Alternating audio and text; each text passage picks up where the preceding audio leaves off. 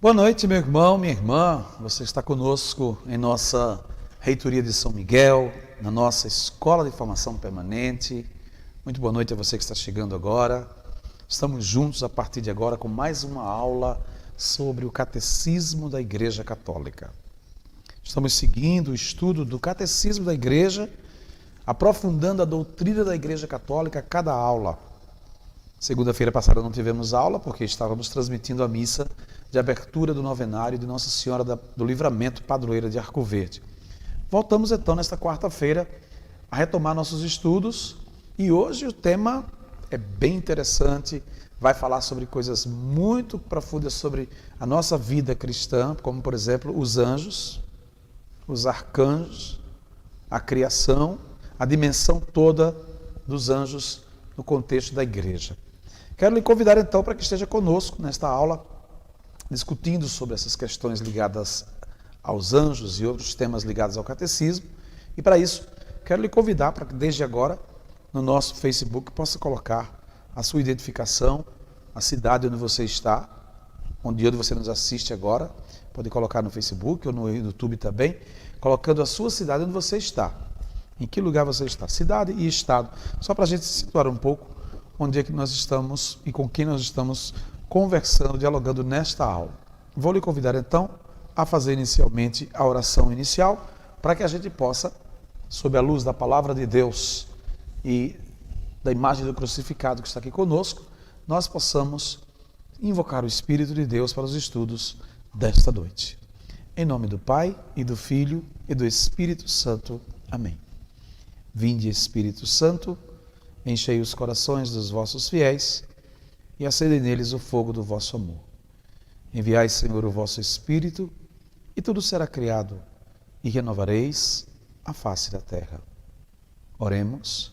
Ó Deus, que instruístes os corações dos vossos fiéis, com a luz do Espírito Santo, fazei que apreciemos retamente todas as coisas, segundo o mesmo Espírito, e gozemos sempre de sua consolação, por Cristo nosso Senhor. Amém. Nossa Senhora do Livramento, rogai por nós. São Miguel Arcanjo, protegei-nos e defendei-nos no combate. Em nome do Pai, e do Filho, e do Espírito Santo. Amém. Dentro dos estudos, então, que estamos seguindo, nós chegamos ao parágrafo 5º do Catecismo, a partir do número 325. Aqui existem várias coisas que a gente vai poder esclarecer à luz do que ensina a Igreja. Porque hoje tem se criado muita história, muita teoria sobre as questões ligadas aos anjos, aos arcanjos.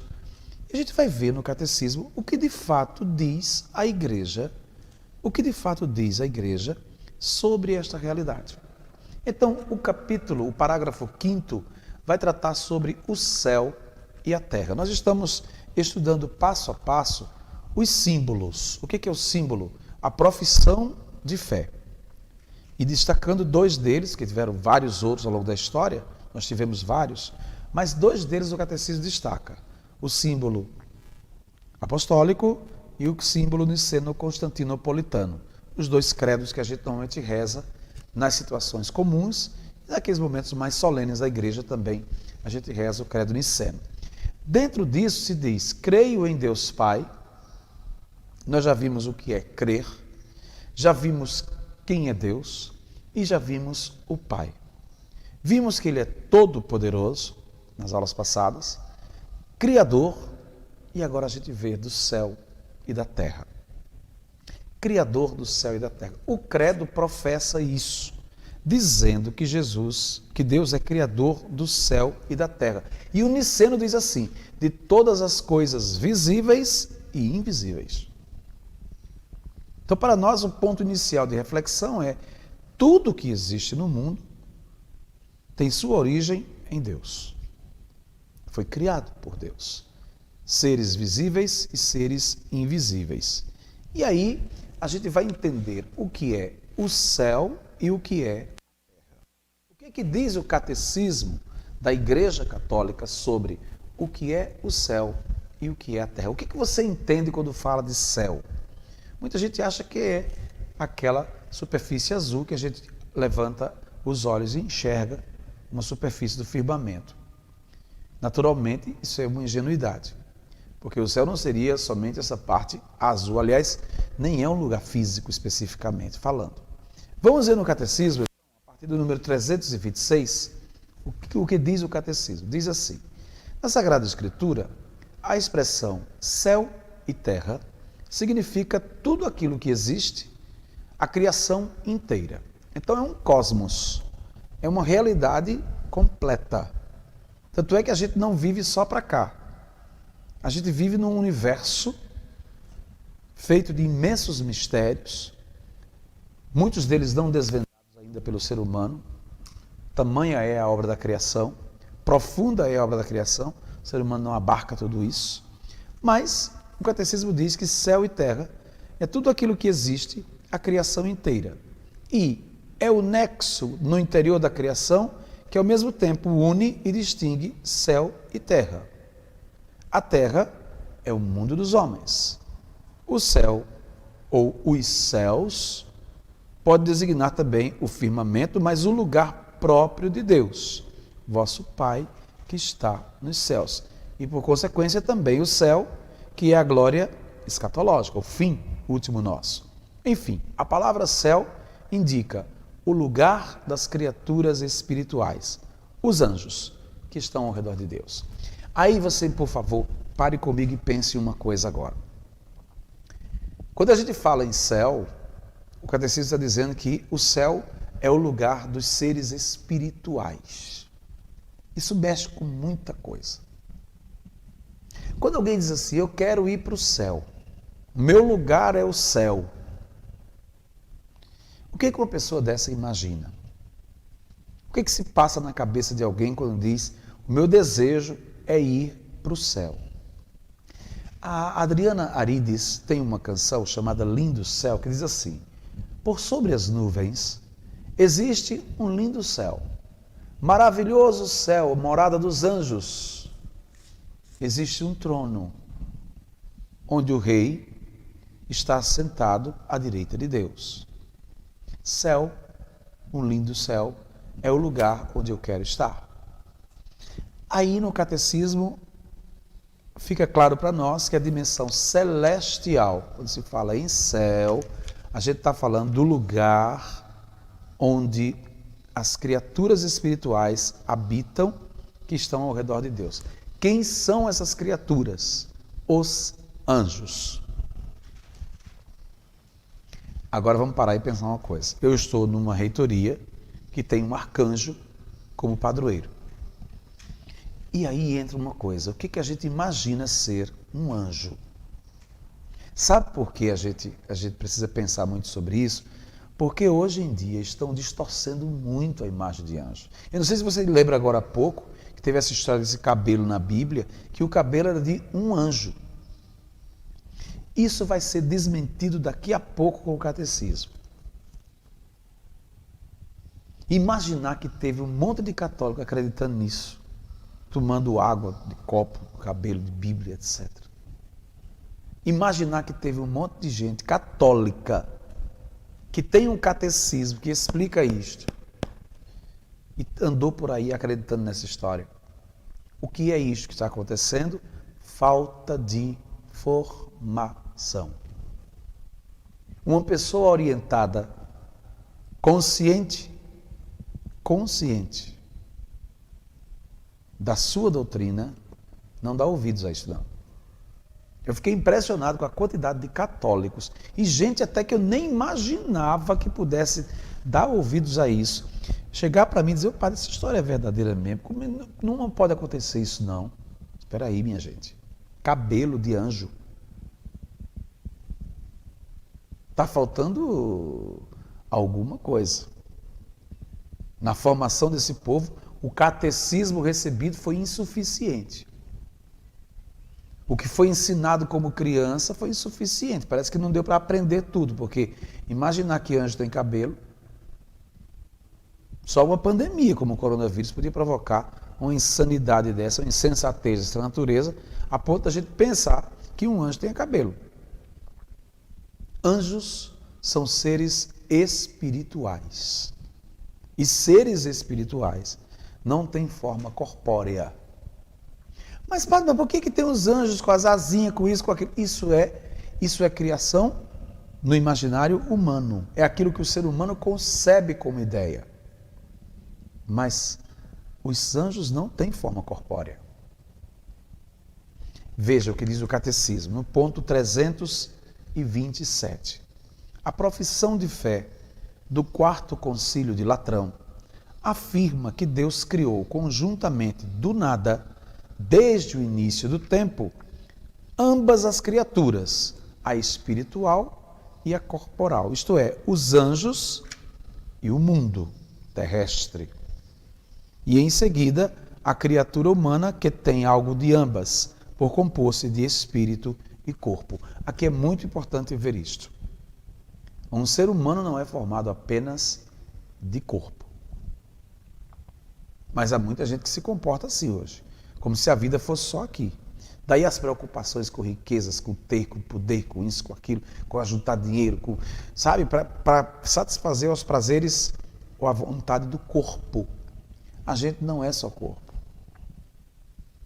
E aqui me faz lembrar, nós vamos chegar depois mais para frente do catecismo, quando a gente vai nos velórios, por exemplo, que as pessoas olham para nós e ficam se perguntando onde é que está fulano agora. Para quem concebe a vida humana só como corpo, supostamente ali acabou tudo. Leva para o cemitério, enterra, pronto. Cumpriu o ciclo, fechou a tarefa, acabou, pronto. Para nós cristãos, não. É por isso que a gente vai na casa do defunto rezar por ele. É por isso que a gente reza o 7º dia, o 30º dia, 1 ano, 2, 3. A gente lembra deles, porque para nós não é uma questão apenas de corpo.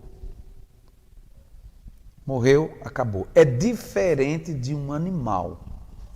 Um animal só tem corpo.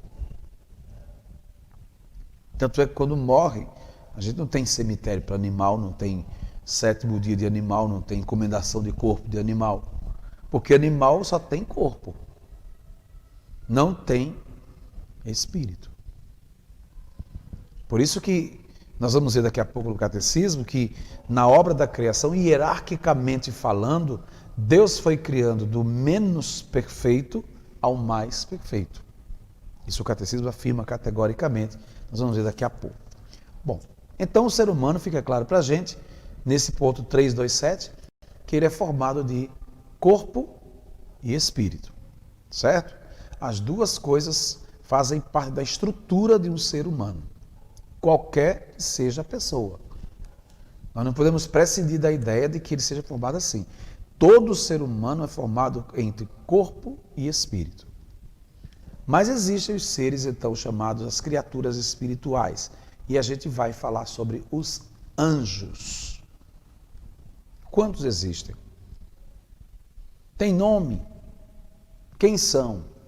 O catecismo vai dizer, no ponto 328, que para nós a existência dos anjos é uma verdade de fé.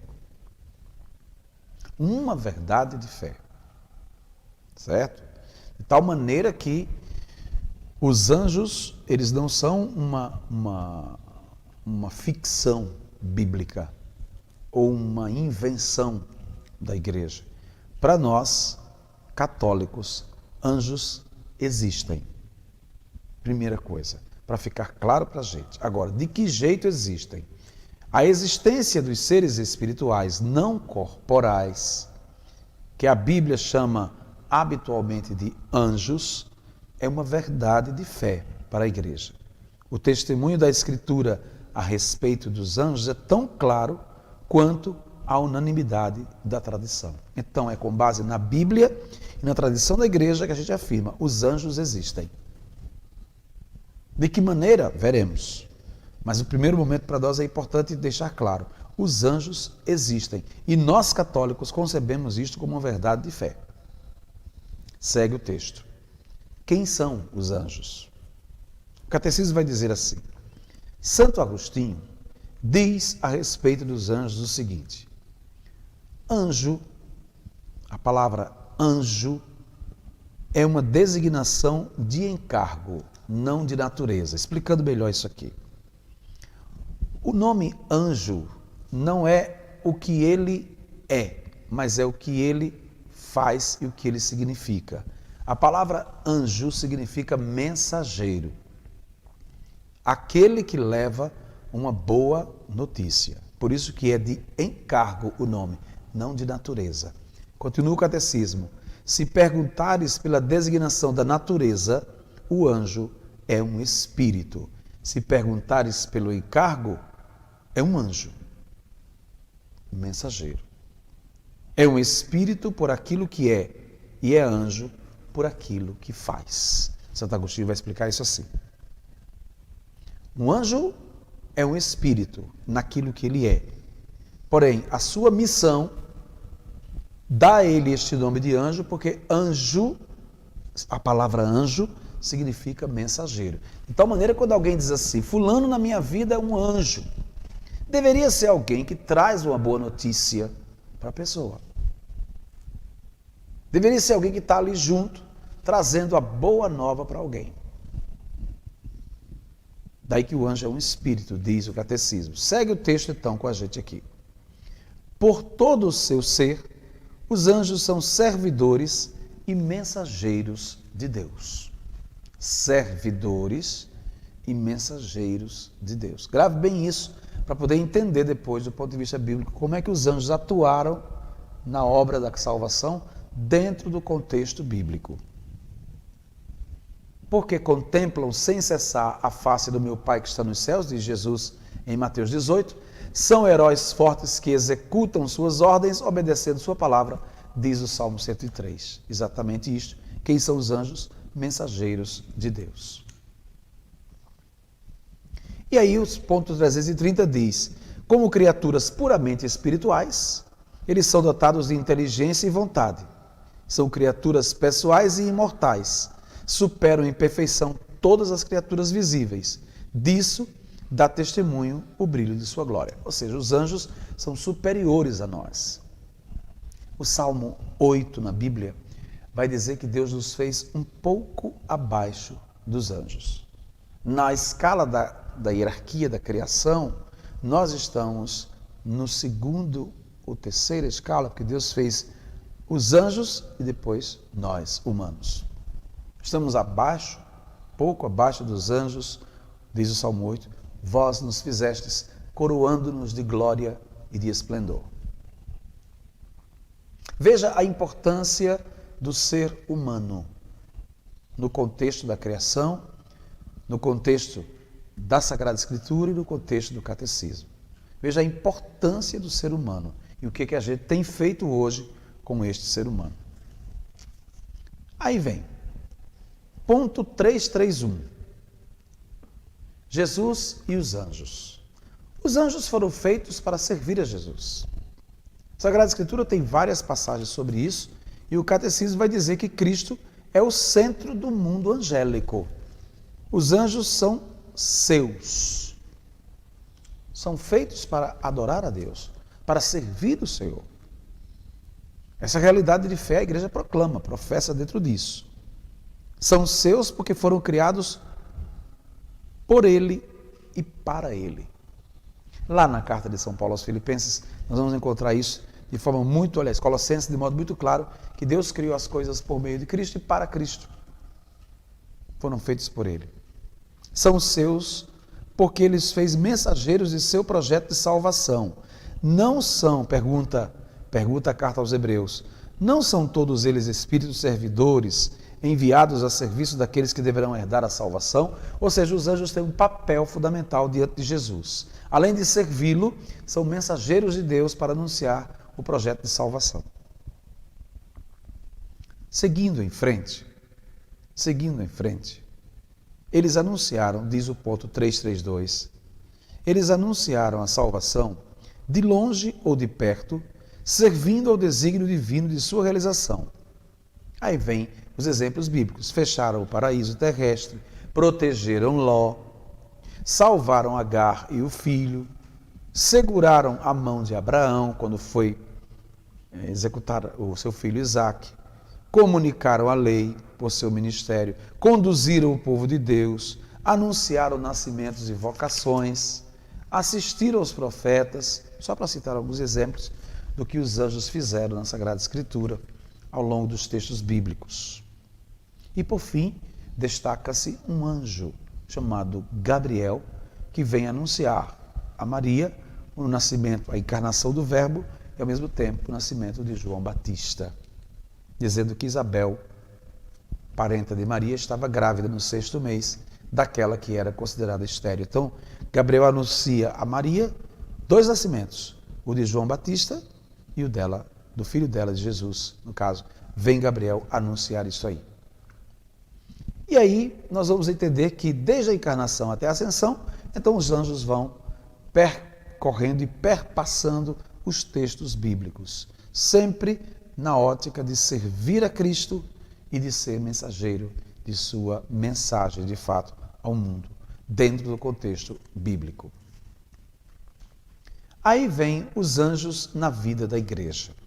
Onde é que a igreja fala dos anjos? Em vários momentos. Na própria liturgia da igreja se insere isso aí. Olha, ponto 334. Do mesmo modo, a vida da igreja se beneficia da ajuda misteriosa e da proteção dos anjos.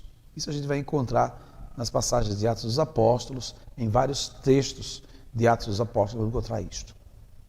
Vai dizer o catecismo: na liturgia, a igreja se associa aos anjos para adorar ao Deus 3 vezes santo. Ela invoca a sua assistência. Para o paraíso te leve os anjos. Quando a gente vai rezar na encomendação do corpo, a gente reza assim: os anjos te conduzam ao paraíso, na liturgia dos defuntos. Além disso, festeja particularmente a memória de certos anjos, como São Miguel, São Gabriel, São Rafael e os anjos da guarda. Na liturgia tem essas 2 celebrações específicas para os anjos, seja a liturgia dos anjos da guarda ou a liturgia que reúne os 3 arcanjos, Miguel, Gabriel e Rafael. Vamos celebrar, inclusive, no dia 29 deste mês, aqui nesta reitoria, de modo solene, a nossa missa do padroeiro, que é São Miguel Arcanjo. Então, a Sagrada Escritura, aliás, a igreja introduz os anjos da sua liturgia, cultuando-os dessa forma. Desde o início até a morte, a vida humana é cercada pela proteção dos anjos e por sua intercessão. É a história do anjo da guarda. Quem vai falar sobre isso, neste ponto, é exatamente São Basílio Magno, dizendo assim: cada fiel é ladeado por um anjo como protetor e pastor para conduzi-lo à vida. São Gregório vai afirmar a existência de um anjo da guarda. Um anjo da guarda. Ainda que na terra, a vida cristã participa na fé da sociedade bem-aventurada dos anjos e dos homens unidos em Deus. Fica claro então para nós o que são os anjos.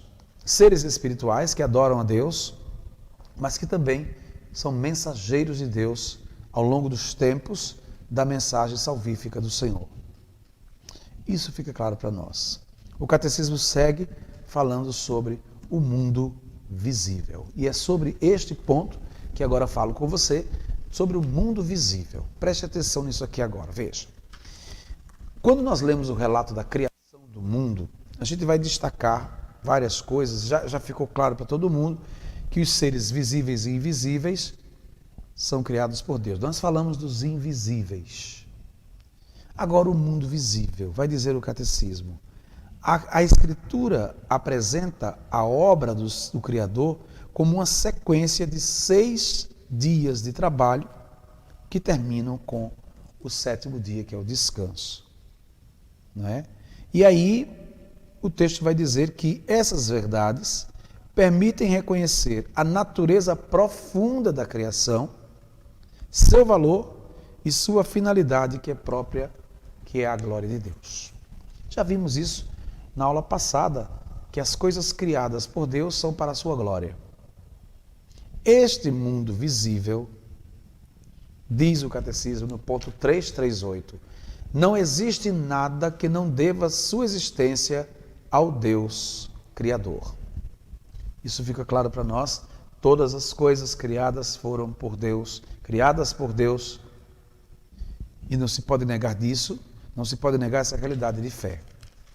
Cada criatura possui bondade e perfeição próprias. Agora aqui a gente precisa parar e entender uma coisa. Criação do mundo, na criação, quando Deus criou todas as coisas, o Senhor criou em estado de perfeição. Escute bem isto, para a gente não misturar as coisas. Criou todas as coisas em estado de perfeição. O livro do Gênesis diz, e Deus viu que tudo era bom. Tudo era bom. Daí vem. Para cada uma das obras dos 6 dias, se disse que Deus viu que tudo era bom. Pela própria condição da criação, todas as coisas são dotadas de fundamento próprio, de verdade, bondade, leis e ordens específicas. As criaturas refletem, cada um do seu jeito, um raio da sabedoria e da bondade de Deus. Por isso, o ser humano deve respeitar a bondade própria de cada criatura, para evitar o uso desordenado das coisas que menospreze o Criador e acarrete consequências nefastas para os seres humanos e o meio ambiente. Então, respeito à natureza. Se fala tanto disso, né? O Papa Francisco chama de casa comum o planeta onde a gente mora. O respeito às coisas da natureza. Infelizmente, hoje a gente tem uma depredação terrível da natureza, um descaso e como que uma violência contra a natureza. Mas os seres humanos criados, os seres criados de um modo geral, no mundo visível, pede de cada cristão, de cada pessoa, um respeito e um cuidado. Daí que a palavra do Papa Francisco sempre foi essa muito de cuidar das coisas que Deus criou. E Deus criou as coisas para que fossem dependentes umas das outras. Ele assim o quis, diz o catecismo. O sol e a lua, o cedro e a pequena flor, a águia e o pardal. As inúmeras diversidades e desigualdades significam que nenhuma criatura se basta a si mesma, que só existem em dependência recíproca para completarem-se mutuamente a serviço umas das outras. Isso é importante lembrar. Ninguém é uma ilha. Ninguém se basta. Ninguém pode imaginar que vive sozinho. Nós estamos numa realidade cósmica de um universo onde eu dependo de você, que depende de outro, que depende de mim, que depende dos outros. Ou seja, nós temos uma dependência nesse sentido. E devemos respeitar a individualidade de cada um. E fala sobre a beleza do universo, que exatamente reflete a beleza de Deus, e a hierarquia das criaturas que expressa pela ordem dos 6 dias. Aí veja, presta atenção aqui agora. Você que cria animal, você que tem afeto aos animais, às vezes até exagerado, escute uma coisa, veja. Há uma hierarquia dos seres criados por Deus, que vai, estou no ponto 342, que vai do menos perfeito ao mais perfeito. Se você olhar a obra da criação dos 6 dias, quem é o mais perfeito no final da criação? Deus ama todas as criaturas, cuida de cada uma, até mesmo dos pássaros. Mas, escute, Jesus disse, vocês valem mais do que muitos pardais. E no Evangelho de São Mateus, um ser humano vale muito mais do que uma ovelha. O homem, o ser humano, é obra-prima da criação de Deus. A narração bíblica exprime isso, distinguindo nitidamente a criação do homem da criação das outras criaturas. Aí, meu irmão, minha irmã, deixa eu parar aqui um pouquinho, para a gente pensar com você o que está acontecendo com o mundo. O que está acontecendo com a natureza e o mundo cristão. O que é o ser humano? O que é o ser humano diante das obras criadas por Deus? Há muita gente gritando por preservação de florestas, há muita gente gritando por cuidar das tartarugas para que elas não desapareçam, do mico-leão dourado, de não sei o quê. Tudo isso é legítimo. altamente legítimo. Deve-se cuidar da natureza de modo extremo. Mas essas pessoas não são capazes de gritar pela vida de um ser humano. A gente não escuta essas pessoas defendendo uma vida humana. São capazes de defender uma tartaruga, mas a vida humana não. Do ponto de vista bíblico e do ponto de vista doutrinário da igreja, isso não tem fundamento. Pessoas que são capazes de lutar por uma natureza inteira. Não derrube a árvore. Ok. E não é para derrubar mesmo, não. Preservação do meio ambiente. Mas eu não posso ser capaz de pedir que não derrube uma árvore, mas mate uma criança. Que não derrube a árvore, mas condene à morte alguém. Esta fé precisa ser revisada. Tem qualquer coisa que não funciona. Qualquer coisa que não está certa. Eu não posso ser capaz de defender uma tartaruga e dizer que pode abortar uma criança. Um ser humano indefeso. Ou desligar um aparelho de alguém que ainda vive na eutanásia. Eu não posso, por coerência de fé, fazer essas duas coisas. É muito estranho se incomodar com uma tartaruga e não se incomodar com um ser humano. É muito estranho. Qualquer coisa na fé dessa pessoa não anda bem. É muito estranho investir nos animais e não investir nas criaturas, dos seres humanos. É muito estranho. Por isso o catecismo traz esse questionamento para nós, de modo muito profundo, para a gente poder entender o que está acontecendo com a fé das pessoas. O que são os seres criados por Deus e o que é o ser humano. Incomparavelmente na Bíblia, o ser humano tem primazia diante de Deus, nem se compara. Nós diante de Deus somos muito mais do que a gente imagina. O animal é criatura. O ser humano é filho. Percebe a diferença? O ser humano é filho. E se você colocar os pais de uma criança junto da criança e de um animal, duvido, a não ser que eles não tenham juízo, mas duvido que eles tratem melhor o animal do que o filho. Duvido que você trate seu filho, ou seu animal, aliás, melhor do que um filho seu. Porque ele é criatura, o filho é filho. E Deus pensa exatamente dessa forma, refletindo a ideia humana. O animal é animal, é criatura. Merece cuidado, todo carinho, mas filho é filho. Para Deus é exatamente isto. Quando criou o animal, é a criatura. Mas nós somos seus filhos. Então Deus olha para nós de um modo muito diferente do que olha para um porquinho, para o cachorro, para o gato, para o que seja. Muito diferente. Muito diferente. Com muito mais carinho, com muito mais apreço pelo ser humano, por este ser humano que o Senhor criou a sua imagem e semelhança, que aliás foi exatamente isto, né? Imagem e semelhança. O cachorro não é imagem e semelhança de Deus, o gato não é imagem e semelhança de Deus. Nós somos, com inteligência e vontade, criados de modo harmonioso e especial, como obra-prima, diz o Catecismo do Senhor. E aí a gente vai rezar com São Francisco de Assis, o Cântico das Criaturas.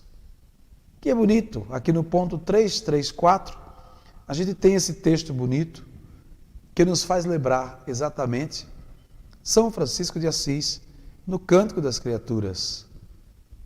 Vamos rezar com ele então? Vamos pegar o Catecismo e rezar com ele a partir deste texto. Louvado sejas, meu Senhor, com todas as criaturas, especialmente o Senhor Irmão Sol, que clareia o dia e com sua luz nos ilumina. Louvado sejas, meu Senhor, pela irmã Água, que é muito útil e humilde, é preciosa e casta. Louvado sejas, meu Senhor, por nossa irmã, a Mãe Terra, que nos sustenta e nos governa e produz frutos diversos e coloridas flores e ervas. Louvai e bendizei a meu Senhor e dai-lhe graças e o servi com grande humildade. São Francisco de Assis. Aqui está de modo resumido o texto. Ele chega a louvar a Deus pela morte, pela irmã morte, que vem a todos, ao fraco e ao forte, e nos ajuda a nos aproximar de Deus. Estou no ponto 345, que fala sobre o sábado. E aqui vamos entrar num ponto ligado à questão da missa do sétimo dia. Preste atenção nisso aqui, olha. 345, vamos ler e comentar. O sábado, o fim da obra dos 6 dias. O texto diz que Deus concluiu no sétimo dia a obra que tinha feito, e assim o céu e a terra foram terminados. No sétimo dia, Deus repousou e santificou e abençoou este dia. Essas palavras, inspiradas, são ricas de ensinamentos salutares. Quais? Quando se manda celebrar a missa de sétimo dia, o que passa da cabeça do povo? Por que não celebra a missa logo depois, dia seguinte, 2, 3, 4 dias depois? De onde vem esta ideia de celebrar a missa de sétimo dia? E para muita gente, se for o 8º não serve, se for o 6º não serve. Tem que ser o sétimo dia, obrigatoriamente. Aí o catecismo vai dizer, tem alguns motivos para isto. A questão do sétimo dia.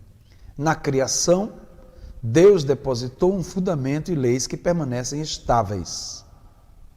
Por sua parte, o homem deverá se conservar fiel a este fundamento e respeitar as leis que o Criador inscreveu nele. Respeito às leis do Deus Criador. A criação está em função do sábado, portanto, do culto e da adoração de Deus. O culto está inscrito na ordem da criação. Nada se antepõe à obra de Deus, indicando assim a ordem correta das preocupações humanas. Aí você diz, então, padre, peraí. Então as igrejas que cultuam o sábado estão corretas? Eu não diria que estão erradas.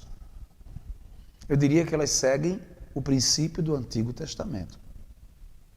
Aqui não é uma questão de saber quem está correto, quem está errado. Não é essa a questão. É saber que essas igrejas que seguem a literatura, a Bíblia no Antigo Testamento, chamado veterotestamentárias, elas seguem exatamente lá cultuando o sábado. Mas para nós existe um 8º dia. Para nós cristãos existe um 8º dia. E que dia é esse? O domingo. Que sendo 8º torna-se primeiro. Vamos entender isso melhor. Catecismo da Igreja Católica, ponto 349. O 8º dia. Para nós nasceu um dia novo. O dia da ressurreição de Cristo.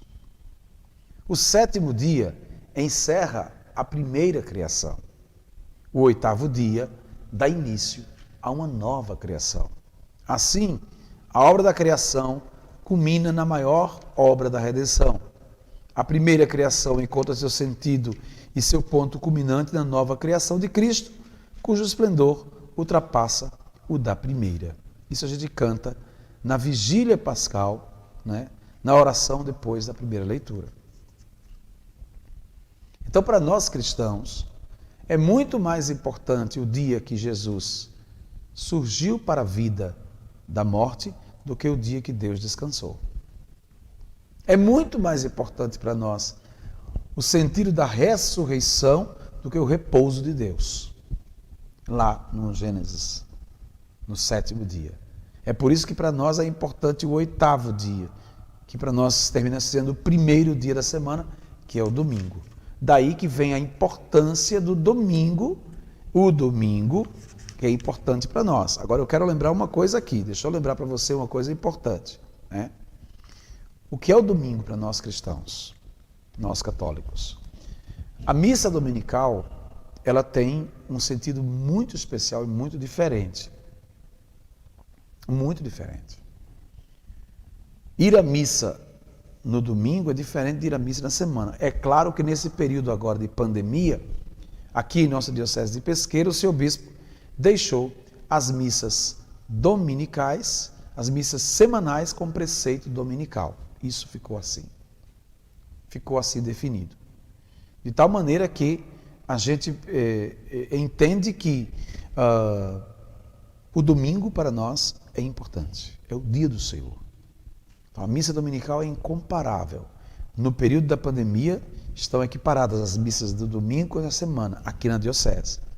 Mas fora esse período, não tem como dizer, não vamos à missa de domingo. A missa de domingo é insubstituível até pelo sábado.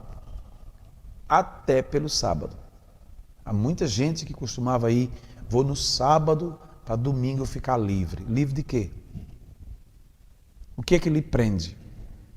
O que é que você se sente preso quando diz assim, eu vou no sábado à noite para domingo ficar livre? Por acaso a missa para você é um peso? A missa para você é custosa? Então a missa do sábado à noite, ela serve, e ela é missa vespertina no domingo, vai servir para aquelas pessoas que não possam ir no domingo à igreja. Essa é outra dimensão. Ou para aquela comunidade que só tem aquela missa no sábado, não pode ter no domingo. É outra questão. Mas, podendo ir, não há como entender que alguém deixe, como católico, de ir à missa dominical. Então, esse parágrafo 5º trata exatamente do céu e da terra. Ficou claro para nós, então, a dimensão de céu, o que é, a morada dos anjos, a terra, o mundo criado por Deus. E a partir daí, tem a questão dos anjos, que a gente já viu exatamente o seu papel, a sua importância, e dentro disso, chegando até falar sobre a questão de Jesus com os anjos, sobre o mundo visível, entrando pela questão da obra da criação e terminando com a criação e o descanso de Deus no 7º dia, e para nós, a ressurreição de Jesus no 1º dia da semana. Esse é o parágrafo 5º do Catecismo da Igreja Católica. Na próxima aula, nós vamos trabalhar a questão do ser humano, parágrafo 6º.